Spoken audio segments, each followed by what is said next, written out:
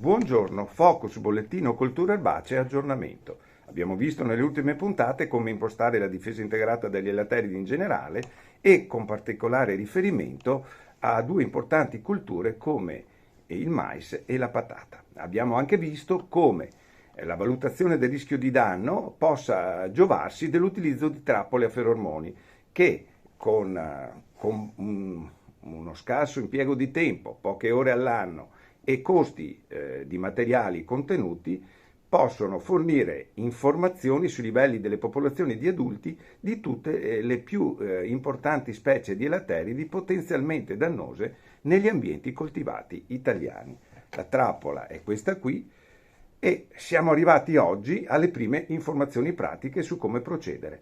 Attorno al 20 di marzo c'è l'indicazione di cominciare a fare il monitoraggio con il feromone Agriotes brevis.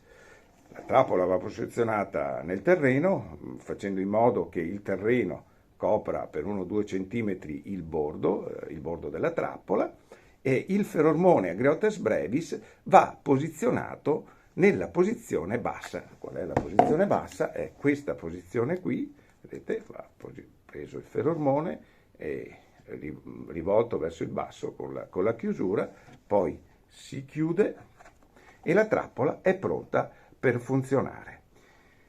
Quindi dal 20 marzo circa cominciamo a installare le trappole con il feromone brevis nella posizione bassa. Tutte le istruzioni più in dettaglio per l'utilizzo delle trappole IATLOREF le trovate sul sito di Veneto Agricoltura, www.venetoagricoltura.org, bollettino cultura erbacee. Oppure potete riceverle iscrivendovi alla mailing list. Scrivete a bollettino.erbacee@venetoagricoltura.org. Alla prossima!